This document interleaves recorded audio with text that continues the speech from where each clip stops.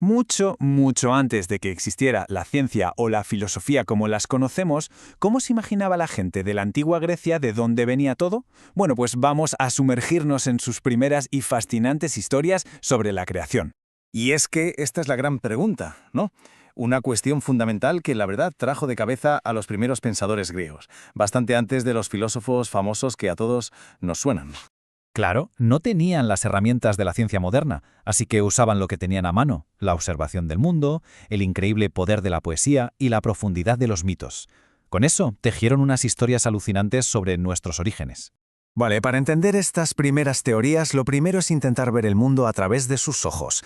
¿Cuál era, por así decirlo, el mapa mental que tenían del cosmos en aquella época?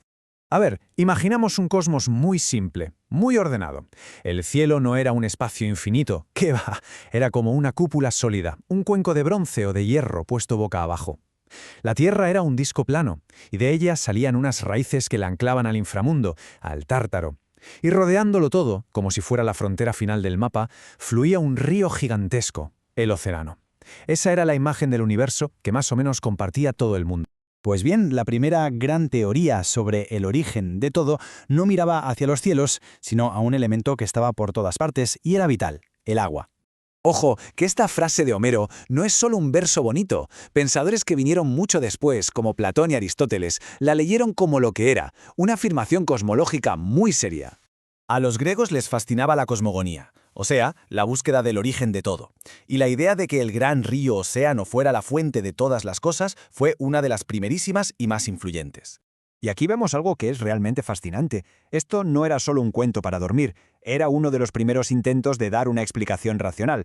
La lógica era de hecho empírica. A ver, si toda la vida que vemos necesita agua para existir, pues entonces la vida misma, el universo entero, tiene que haber surgido de ahí, del océano. Pero claro, la del agua no era la única respuesta posible.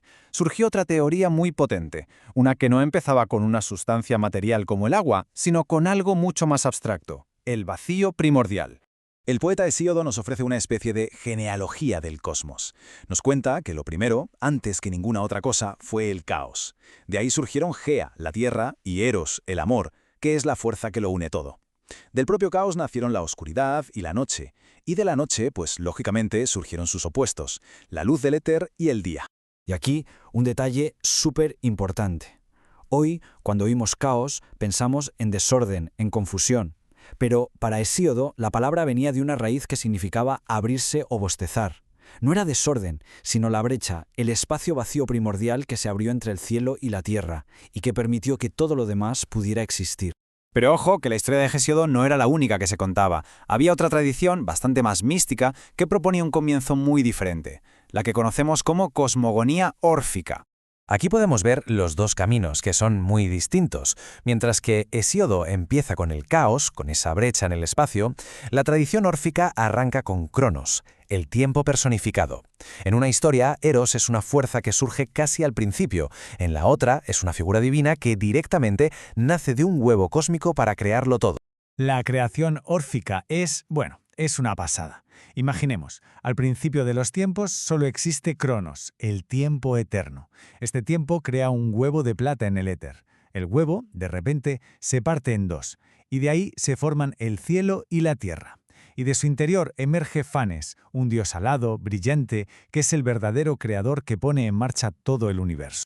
Vale, entonces, ¿qué sacamos en claro de todo esto? ¿Qué nos dicen estas historias tan épicas y poéticas sobre ese gran cambio de mentalidad que llevaría a la filosofía?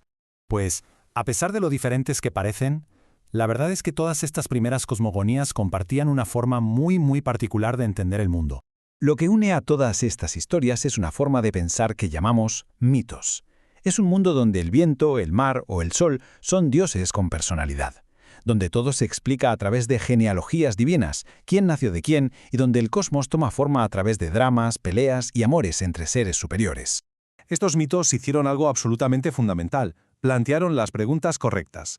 ¿De dónde venimos? ¿Cuál es el principio de todo? Vamos, que sentaron las bases, aunque el método para responder a esas preguntas estaba a puntito de cambiar para siempre. Esa pregunta, tan simple y tan potente, fue la que desencadenó una auténtica revolución en el pensamiento humano, llevándonos directamente al nacimiento de la filosofía.